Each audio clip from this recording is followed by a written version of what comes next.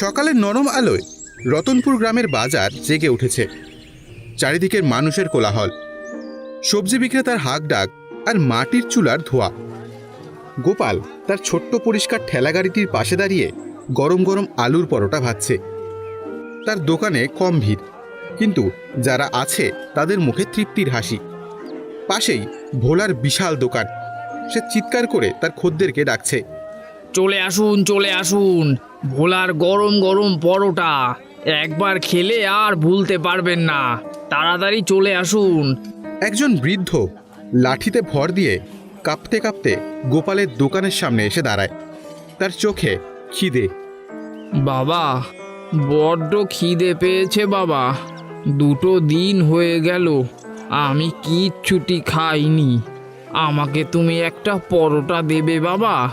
আমার কাছে কিন্তু কোনো পয়সা নেই বাবা। গোপাল এক মুহূর্তের জন্য তার টাকার বাক্সটার দিকে তাকায়, যেখানে মাত্র কয়েকটা কয়েন পড়ে আছে। তারপর হেসে বৃদ্ধর দিকে তাকায়। পয়সা লাগবে না বাবা, আপনি বসুন, আমি আপনাকে গরম পরোটা ভেজে দিচ্ছি। গোপাল যত্ন করে একটা পরোটা ভেজে আচার দিয়ে সেই বৃদ্ধর হাতে তুলে দেয়। বৃদ্ধ তাকে আশীর্বাদ করতে করতে খেতে শুরু করে। এই দৃশ্য দেখে পাশ থেকে ভোলা ব্যঙ্গ করে ওঠে। আবার শুরু করলি তুই তোর ভিক্ষা দেওয়ার পালা? বলি, ব্যবসা করতে এসেছিস নাকি ধর্মশালা খুলেছিস? এভাবে চলতে থাকলে তো তুই তোর বউ আর ছেলেকে নিয়ে পথে বসবি রে বেটা। যার যা ভাগ্য সে তাই পায় ভোলা ভাই। আমার কাছে ক্ষুধার্তের মুখের হাসির চেয়ে বড় রোজগার আর কিছুই নেই। গোপালের মনটা একদম সোনার মতো, ওর মতো মানুষই হয় না। এই ছিল গোপাল। তার সততা আর দয়ার জন্য গ্রামের সকলেই তাকে শ্রদ্ধা করত, কিন্তু এতে তার দরিদ্রতা ঘুচত না। তার স্ত্রী লক্ষ্মীও স্বামীর এই স্বভাব নিয়ে চিন্তায় থাকত।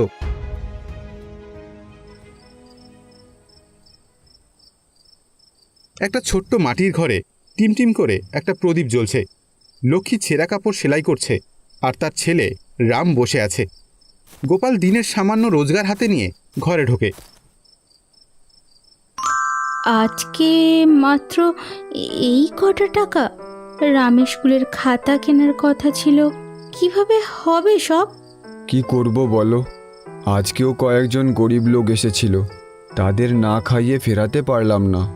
আমি জানি তোমার মনটা না খুব বড়, কিন্তু শুধু বড় মন দিয়ে তো আর সংসার চলবে না বলো। ছেলেটার ভবিষ্যৎ আছে, আমাদেরও তো পেট আছে। তুমি তুমি নিজের কথা না ভাবো, অন্তত আমাদের কথা তো ভাবো। বাবা, আমার খাতাটা না শেষ হয়ে গেছে, আর মাস্টার মশাইও আমাকে অনেক কাজ দিয়েছে। আমি তো কাজগুলো করতে পারছি না। গোপাল তার ছেলের মাথায় হাত বুলিয়ে দেয়। তার চোখ দুটো অসহায়ত্বে ভরে ওঠে। সে কোনো উত্তর দিতে পারে না। হে ভগবান, আমি তো কোনো অন্যায় করছি না, তবে কেন আমার পরিবারকে এত কষ্ট দিচ্ছ? একটা উপায় বাতলে দাও প্রভু। পরের দিন বিকেলে হঠাৎ করে আকাশ কালো করে ঝড় বৃষ্টি শুরু হয়। বাজারের সবাই তাড়াহুড়ো করে দোকান গুটিয়ে চলে যায়। সে তাড়াহুড়ো করে সব গোছাচ্ছে। এমন সময় সে দেখে ঝড় বৃষ্টির মধ্যে এক বৃদ্ধ সাধু বাবা গাছের নিচে কাঁপছেন। বাবা, অনেক দূর থেকে আসছি, 2 দিন পেটে কিছু পড়েনি, তোমার কাছে কি একটু খাবার হবে? গোপাল এক মুহূর্ত দ্বিধা করল। তার কাছে যেটুকু আটা আর আলু আছে তা দিয়ে তার পরিবারের রাতের খাবার হবে, কিন্তু সাধু বাবার করুণ মুখ দেখে তার মন কেঁদে উঠল। সে ভাবল, আমার পরিবার না হয় আজ রাতে আধপেটা খেয়ে থাকবে, কিন্তু এই অতিথিকে আমি ফেরাতে পারবো না। বাবা, আপনি একটু অপেক্ষা করুন, আমার কাছে যা আছে তাই দিয়েই আমি আপনার জন্য পরোটা বানিয়ে দিচ্ছি। গোপাল তার শেষ সম্বল দিয়ে 4টে পরোটা ভেজে সাধু বাবার হাতে তুলে দেয়। সাধু বাবা পরম তৃপ্তিতে খেতে শুরু করেন। পরোটা খাওয়া শেষ হলে সাধু বাবার মুখে এক দিব্যজ্যোতি ফুটে ওঠে। তোর মঙ্গল হোক বাবা, তোর মতো সৎ আর দয়ালু মানুষ আমি খুব কম দেখেছি। তুই ক্ষুধার্তকে ফিরিয়ে দিসনি, তাই ভগবানও তোকে ফিরিয়ে দেবেন না। সাধু বাবা তার ঝোলা থেকে একটা ছোট্ট পুরনো কাঠের কৌটো বের করে গোপালের হাতে দেয়। এই কৌটোটা রাখ, এর ভেতরে যে মশলা আছে তা দিয়ে তুই তোর আলুর পরোটা বানাবি। 1 চিমটি মশলাই যথেষ্ট। এই মশলা কখনো শেষ হবে না। এই মশলার স্বাদে মানুষ পাগল হয়ে যাবে। কিন্তু মনে রাখিস, এর শক্তি শুধু সৎ পথে ব্যবহার করবি। লোভ করলে এর গুণ নষ্ট হয়ে যাবে। গোপাল কিছু বলার আগেই সাধু বাবা হঠাৎ হাওয়ায় মিলিয়ে যায়। গোপাল অবাক হয়ে সে আশ্চর্য কৌটোর দিকে তাকিয়ে রইল। তারপর সে তার বাড়ি ফিরে যায়।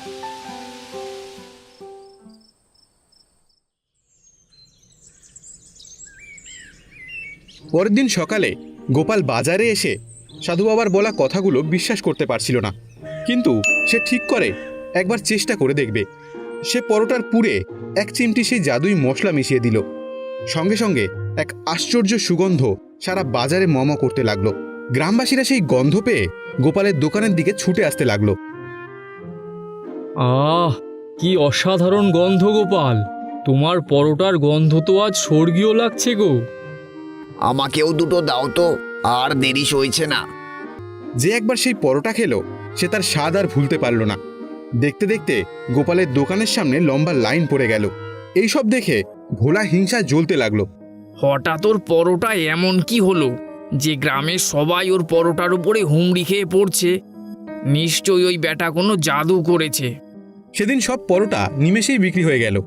কিন্তু সবচেয়ে আশ্চর্যের বিষয় হলো, যখনই তার আলুর পুর বা আটা শেষ হয়ে আসছিল, পাত্রগুলো আবার ম্যাজিক্যালি ভরে যাচ্ছিল। সেই দিন গোপাল অনেক টাকা রোজগার করল। গোপাল 1 থলি টাকা নিয়ে বাড়ি ফিরল। লক্ষ্মী আর রাম তো অবাক হয়ে গেছে। হে, এত টাকা কিভাবে হলো? গোপাল হাসি মুখে সাধু বাবার দেওয়া কৌটোটার সব ঘটনা খুলে বলে। লক্ষ্মীর চোখে জল চলে এলো। ভগবান সত্যিই আমাদের দিকে মুখ তুলে চেয়েছেন, কিন্তু তুমি সাবধানে থেকো। হ্যাঁ, ভোলার নজর ভালো নয়।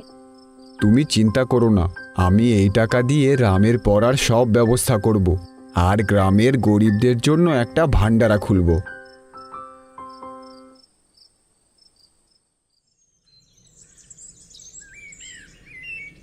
এক মাস পর গোপাল গ্রামের সবচেয়ে জনপ্রিয় পরোটাওয়ালা হয়ে উঠেছিল। সে একটা বড় দোকান নিল, কিন্তু তার স্বভাব বদলায়নি। সে রোজ একটা নির্দিষ্ট সময় গরিবদের বিনামূল্যে খাওয়াতো। ভোলার ব্যবসা পুরোপুরি বন্ধ হয়ে গেল। তার মনে হিংসা আর লোভ চরম পর্যায়ে পৌঁছালো। সে জানতে পারে গোপালের কাছে একটা জাদুই কৌটো আছে, যার জন্য সে এত জনপ্রিয় হয়ে উঠেছে। ওই গোপাল আমার সব খদ্দেরগুলো কেড়ে নিয়েছে। ওর ওই জাদুর কৌটোটা আমার চাই। আমি ওর থেকেও বড় লোক হব। এক অন্ধকার রাতে ভোলা লুকিয়ে গোপালের দোকানে ঢোকে এবং সেই কাঠের কৌটোটা চুরি করে নিয়ে পালায়।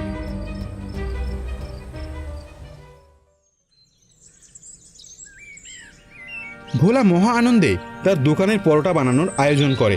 সে ভাবে, গোপাল তো 1 চিমটি মশলা দিত, আমি 1 মুঠো দেব, আরও বেশি সুস্বাদু হবে। ভোলা 1 মুঠো জাদুই মশলা আলুর পুরে মিশিয়ে দেয় এবং খদ্দেরদের ডাকতে থাকে। আরে আসুন দাদা, আজকে খাবেন আপনারা আসল জাদুর পরোটা। ওই গোপালের থেকে 10 গুণ ভালো পরোটা। কিন্তু যেই সে পরোটা তেলে ছাড়ে, সঙ্গে সঙ্গে তা পুরে বিকট কালো হয়ে যায় এবং একটা বিশ্রী গন্ধ ছড়াতে থাকে। ছি ছি, এ কি দুর্গন্ধ! পালাও এখান থেকে। এ কি হলো? আমার জাদুর মশলা, আমার স্বপ্ন। ঠিক তক্ষুনি আকাশ থেকে বজ্রপাতের মতো সাধু বাবার কণ্ঠস্বর শোনা যায়। আমি বলেছিলাম লোভ করবি না।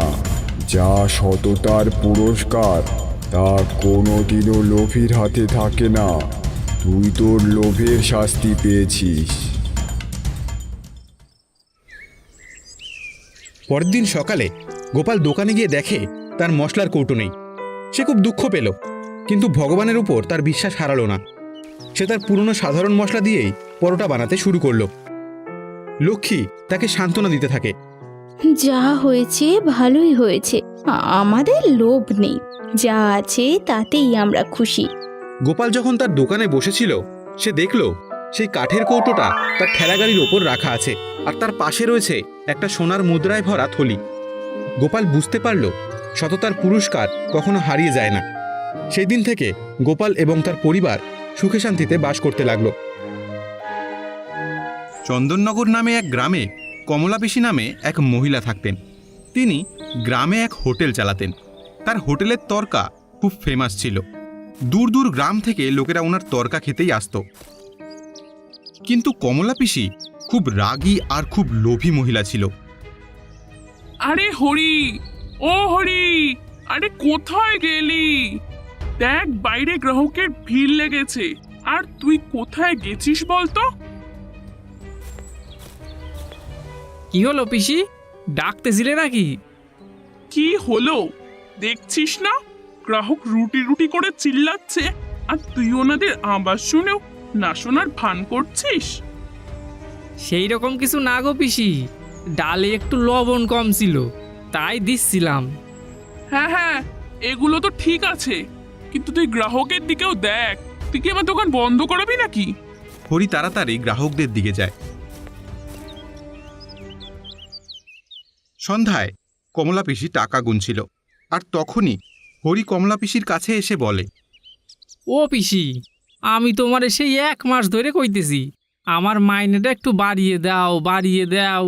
তুমি তো আমার কোনো কথাই শুনতেছো না। টাকা বাড়ানোর কথা এমন ভাবে বলছিস যেন টাকা গাছে ফলে, বললেই ছিঁড়ে ফেলা যায়। বলেছি তো সামনের বছর বাড়াবো। এই কথা তো আমি 3 বছর ধরে শুনে আইতেছি, আর এখন তোমার হোটেলও তো বেশ ভালোই চলে, অনেক গ্রাহকও আসে, আর আমি তো কাজের কোনো ত্রুটি রাখি না পিসি। কিন্তু তুমি আমারে যা মাইনে দাও সেই মাইনেতে আমার সংসার চলে না গো। তা আমি কি তোর পরিবারের পেট চালানোর ঠেকা নিয়ে রেখেছি নাকি? এইটা কিন্তু তুমি ভুলো না পিসি, এই হোটেলের নাম করা তরকা আমিই বানাই, আর আমি তোমার এই হোটেলের জন্য কত খাটি, আর তোমার তো আমি এই কয়টা টাকাই বাড়াইতে বলছি। হরির কথা শুনে কমলা পিসি রেগে গেল। তো তুই এটা বলতে চাইছিস যে তোর বানানো তরকা দিয়েই আমার হোটেল চলে? হাহ, আর বাকি সব খাবার বেকার নাকি? আমার বলার ভুল মানে নিও না পিসি।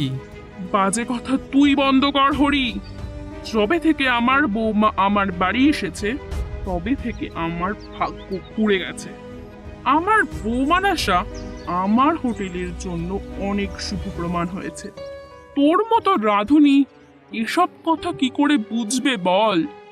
আর রইল তোর তর্কা, গ্রামে খাবার বানানোর জন্য অনেক রাঁধুনি কম টাকায় কাজ করার জন্য বসে আছে, বুঝলি? পিসি, আমি তোমার নুন খাইছি, সেই জন্যই তো তোমার দোকান আমি ছাড়তে চাইতেছি না। কিন্তু যদি তুমি আমার মাইনেটা না বাড়াও তাইলে তো আমার বাধ্য হয়ে ওই মহেশদার হোটেলে যাইতে হবে কাম করতে। আর উনি অনেক দিন ধরে আমার বাড়িতে ঘোরাঘুরি করতেছে, আর উনি আমার এও বলছে যে উনি দ্বিগুণ টাকা মাইনে দেবে। আরে শয়তান, তুই এটা কেন বলছিস না যে তুই আমার শত্রুর সাথে হাত মিলিয়েছিস? লোভী বেঈমান! এর আগে আমি তোকে ঘাড় ধাক্কা দিয়ে হোটেল থেকে বের করে দিই। তুই বেরিয়ে যা এখান থেকে, দূর হ আমার চোখের সামনে থেকে। আচ্ছা ঠিক আছে, আমি চইলেই যাইতেছি। তবে আমি বাকি যে কদিন কাজ করছি তোমার দোকানে সেই টাকাগুলো আমারে মিটায় দাও। টাকা? কিসের টাকা বেঈমান? চুপচাপ চলে যা এখান থেকে।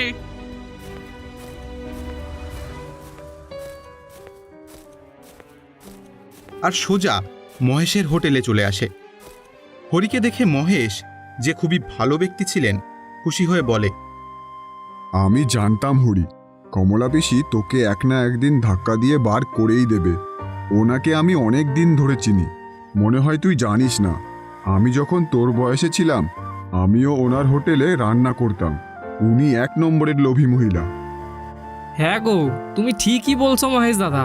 এ যখনই আমি ওনার কাছে টাকা বাড়ানোর কথা কই উনি তখনই খালি রাইগে যায়।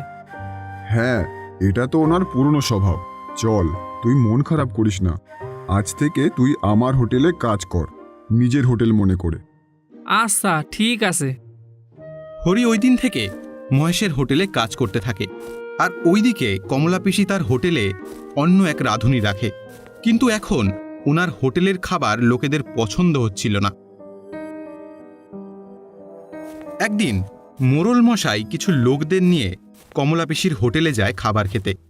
আরে কমলা দিদি, তা কেমন আছেন? ঠিকই আছি মোড়ল মশাই। আর আমার হোটেলের কথা এতদিন পরে মনে পড়লো আপনার? হ্যাঁ, আপনার হোটেলে তো অনেক দিন আসা হয় না, আর এত নাম করা তরকারুটি তাও তো খাওয়া হয় না। আজ মন চাইলো আপনার হোটেলে তরকা খেতে, তাই আর কি চলে এলাম। আচ্ছা, আপনি বসুন, আমি তরকা রুটি আনছি। মোড়ল মশাই ওনার অতিথির সাথে খেতে বসে, কিন্তু যখনই মোড়ল মশাই তর্কা মুখে দেয় তখনই হাসি খুশি মোড়ল মশাই রেগে যায়। এ কি, এটা তরকা হয়েছে? মশলা কি দেওনি নাকি? কোনো স্বাদই তো নেই। মোড়ল মশাই আর তার অতিথি রেগে উঠে পড়ে। না না মোড়ল মশাই, ঠিক সেরকমই বানানো হয়েছে, আগে যেরকম বানানো হতো। কমলা দিদি, আগে তো আপনার দোকানের তরকা দূর পর্যন্ত নাম ডাকছিল, কিন্তু এখন এমন লাগছে যে আপনার দোকানের মতন এত বাজে তরকা আর কোথাও তৈরি হয় না। আপনি আমার অতিথিদের সামনে আমার মান সম্মান কিছুই রাখলেন না। এই বলে মোড়ল মশাই রেগে ওখান থেকে চলে যায়। কমলা পিসি মাথায় হাত দিয়ে বসে পড়ে। পরাণ, পরাণ, কোথায় মরে গেলি তুই? কি হয়েছে পিসি?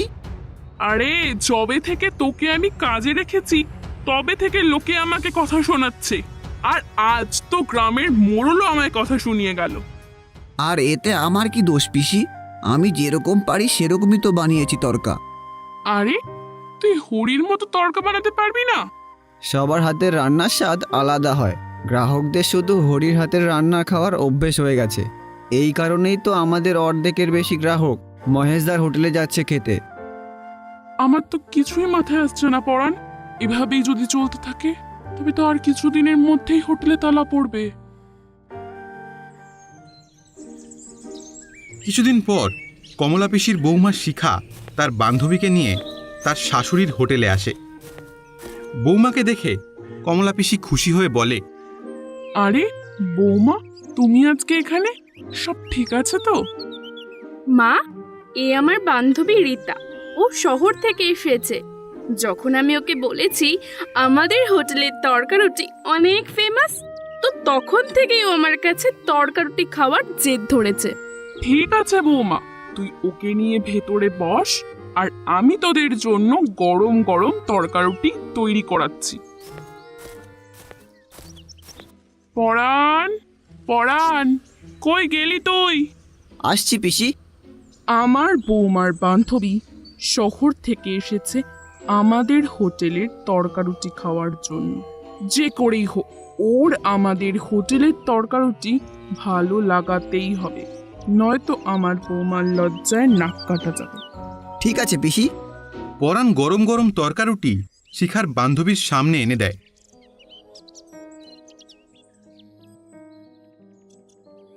কি হলো রীতা, কি তরকারুটি পছন্দ হয়নি? আরে তুই তো বলেছিলি আমার শাশুড়ির হোটেলের তরকারুটি অনেক ফেমাস, কিন্তু বিশ্বাস কর আমি এত খারাপ তরকা জীবনে খাইনি। তুই তো আমার মুডটা একদম খারাপ করে দিলি। এই বলে শিখার বান্ধবী সেখান থেকে রেগে চলে যায়, আর শিখার মাথা গরম হয়ে যায়। শিখার রেগে তার শাশুড়িকে বলে, এগুলো কি মা? আপনি তো আমার বন্ধুর সামনে আমায় অপমান করে দিলেন। কি বলবো বৌমা, যবে থেকে ওই হতবাকা হরি আমার হোটেল থেকে গেছে তবে থেকেই আমার হোটেলের অবস্থা খারাপ হয়ে রয়েছে। তারপর কমলা পিসি তার বৌমাকে সব কথা খুলে বলে। আচ্ছা, এই রকম ব্যাপার তাহলে। আপনি আমাকে আগে কেন বলেননি? মা, আপনি একদম চিন্তা করবেন না, আমার কাছে এর এক জবরদস্ত উপায় আছে। কেমন উপায় বৌমা?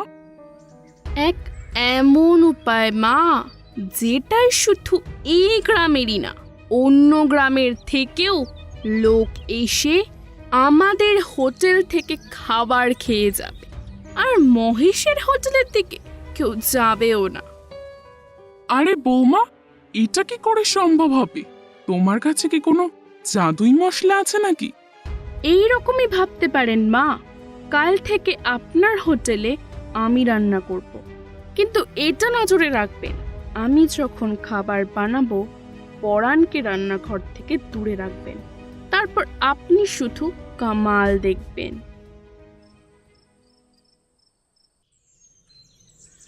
পরের দিন কমলা পিসি পরাণকে রান্নাঘর থেকে দূরে রাখে। কমলা পিসি দেখে শিখা খাবার তৈরি করার পর তার ব্যাগ থেকে একটা শিশি বের করে, ওর থেকে 2-4 ফোঁটা তরকারিতে দিয়ে দেয়। আরে বৌমা, এটা কি করছো? খাবারে এবার কোনো বিষ মেশাচ্ছ না তো? না মা, এটা একটা নেশার কেমিক্যাল ওষুধ, যেটা আমি শহর থেকে আনিয়েছি। আরে তুই এবার ভাঙের কথা বলছিস না তো? আরে ভাং তো অনেক পুরনো জিনিস মা, এটা ভাঙের থেকেও বেশি নেশার। এটা খাওয়ার পর গ্রাহক 24 ঘন্টা আমাদের তরকারি নিয়েই ভাববে। এখন আপনি পরাণকে ডেকে গ্রাহকদের খাবার দিতে বলুন, কিন্তু হ্যাঁ, এটা মনে রাখবেন মা, এই কথাটা যেন ভুল করেও পাঁচকান না হয়, কেননা এটা কিন্তু বেআইনি। আরে জাগে আইন, আমার আইন নিয়ে কি কাজ? আমার তো শুধু টাকা চাই। কিন্তু হ্যাঁ, তোর কথা আমি মনে রাখ, আমি এই কথা কাউকে বলবো না। ওই দিনের পর কমলা পিসির হোটেলে ভিড় প্রতিদিন বাড়তেই থাকে, আর এখন তো লোকেরা বাড়ির খাবার ছেড়ে কমলা পিসির হোটেলের খাবার খেতে থাকে। ওইদিকে মহেশের হোটেলে শুধু একটা গ্রাহকই খাবার খেতে আসে। শুনেছি তোমার এখানে তরকা খুব ভালো বানাও। আপনি একদম ঠিক শুনেছেন। তাহলে দেখছো কি, খুব জোর খিদে পেয়েছে, তাড়াতাড়ি কিছু খেতে দাও। আমি কমলা পিসির গ্রাহক, কিন্তু ওখানে অনেক ভিড়, আর আমার খুব জোর খিদে পেয়েছে, তাই এখানে আসলাম। মহেশ ওই লোকের জন্য তরকারুটি নিয়ে আসে, কিন্তু ওই লোক সেটা খেতেই খুব রেগে যায়। এটা কি দিয়েছেন? এটা তরকা? কি বাজে খেতে! এ কেমন কথা বলছেন আপনি? একদম ঠিক বলেছি। এবার আমি বুঝতে পারলাম কি কারণে তোমার হোটেলে একটাও গ্রাহক নেই। আমারই ভুল হয়েছে যে আমি এখানে খাবার খেতে চলে এলাম। এই বলে ওই গ্রাহক ওখান থেকে চলে যায়। আমি তো কিছুই বুঝতে পারতেছি না গো মহেশ দাদা, এইটা কি হচ্ছে? আগে তো আমার হাতের বানানো তরকা এদের ভালোই লাগতো, তাই এখন আবার এদের কি হইল? তখনই ওখানে এক সাধু চলে আসে। বম ভোলে, বম ভোলে। বাবা, আমার খুব খিদে পেয়েছে, আমাকে কিছু খেতে দিবি? কিন্তু খাবার নেওয়ার আগে আমি তোদের একটা কথা বলে দিই, আমার কাছে কোনো টাকা নেই। তবে হ্যাঁ বাবা, আমার পেট ভরার পর আমি তোদের আশীর্বাদ দেব। বাবা, আপনার আশীর্বাদেরই দরকার, কেননা আমার হোটেলে তালা লাগানোর পরিস্থিতি চলে এসেছে। চিন্তা করিস না বাবা, আমি তো চলে এসেছি। এবার তুই তাড়াতাড়ি আমাকে কিছু খেতে দে। হরি সাধুর সামনে তার বানানো তরকারুটি এনে দেয়, আর দিতে না দিতেই ওই সাধু তরকারুটি সব খেয়ে নেয় আর বলে, সত্যি বাবা, তোর তরকারুটি খুব সুস্বাদু ছিল। আর তুই চিন্তা করিস না, খুব শীঘ্রই তুই ব্যবসায় উন্নতি করবি। আরে বাবা, কি করে করব উন্নতি? ব্যবসায় উন্নতি তো এখন কমলা পিসি করছে, ওনার ওখানকার তরকা আমার হোটেল থেকে অনেক ভালো। মহেশের কথা শুনে সাধু বাবা সেখান থেকে চলে যায় আর সোজা চলে আসে কমলা পিসির হোটেলে। আর কমলা পিসির দিকে তাকিয়ে তিনি বলে, বম ভোলে, বম বম ভোলে। আমাকে কিছু খেতে দাও মা, কিন্তু খাবার দেওয়ার আগে তোমাকে একটা কথা বলে রাখি, আমার কাছে কিন্তু কোনো টাকা নেই। তবে হ্যাঁ, আমি মন খুলে তোমায় আশীর্বাদ করব। সাধুর কথা শুনে কমলা পিসির খুব রাগ হয়। টাকা নেই, তবু এখানে খেতে এসেছিস? চলে যা এখান থেকে। পকেটে টাকা থাকলে তখনই এখানে খেতে আসবি। এখানে খেতে হলে লাইন লাগাতে হয়, বুঝলি? কমলা পিসির কথা শুনে সাধু একটু মুচকি হেসে টাকা বের করে। আরে, আপনি তো অনেক বড় সাধু বাবা মনে হচ্ছে। আপনি তো আগে বলবেন আপনার কাছে এত টাকা আছে। আমি যদি আগে জানতাম তাহলে সবার আগে আপনাকেই খেতে দিতাম। আরে কোনো ব্যাপার না মা, এখন তুমি তাড়াতাড়ি তোমার দোকানের সব থেকে ভালো খাবারটা আমায় দাও। আমার হোটেলের সব থেকে ভালো খাবার নাম করা কমলা পিসির তরকারুটি। তাহলে দেরি কেন? তাড়াতাড়ি দাও। কমলা পিসি তাড়াতাড়ি সাধুর জন্য তরকারুটি নিয়ে আসে। সাধু সেগুলো মুখে দিয়েই ফেলে দেয়, আর তিনি রেগে সেখান থেকে উঠে পড়ে। কমলা পিসি সাধুকে এইভাবে দেখে বলে, কি হলো সাধু বাবা, আপনি খুব রেগে গেছেন মনে হচ্ছে। কেননা তোমার তরকা একটুও স্বাদ নেই, আর যেটা আছে সেটা হলো একটা নেশার ওষুধ, যেটা আমাদের ভারতে নিষিদ্ধ আছে। সাধুর কথা শুনে কমলা পিসি আর তার বৌমা ভয় পেয়ে যায়। আপনি কি করে জানলেন? শিখার এইরকম কথা শুনে সাধু তাড়াতাড়ি তার গোপ ও দাড়ি খুলে তাদেরকে গ্রেফতার করে। দেখতে না দেখতেই হোটেলের আশপাশ থেকে আরও কয়েকজন লোক ওনার পাশে এসে দাঁড়িয়ে পড়ে। আমি হলাম সিবিআই ইন্সপেক্টর অভিজিৎ। আমাদের কাছে অনেক দিন ধরে খবর ছিল যে এই গ্রামে ড্রাগ সাপ্লাই হচ্ছে, আর যখনই আমি তোমার ওই তরকা মুখে দিয়েছি তখনই আমি বুঝতে পেরেছি যে এটায় নেশার জিনিস মেলানো আছে। আমায় ক্ষমা করে দিন, আমি লোভে অন্ধ হয়ে গেছিলাম। আর তোমাদের এই লোভের শাস্তি পেতেই হবে। এবার তোমরা বাকি জীবনটা ওই জেলে কাটাবে। পুলিশ তক্ষুনি কমলা পিসি আর শিখাকে গ্রেপ্তার করে নিয়ে যায়।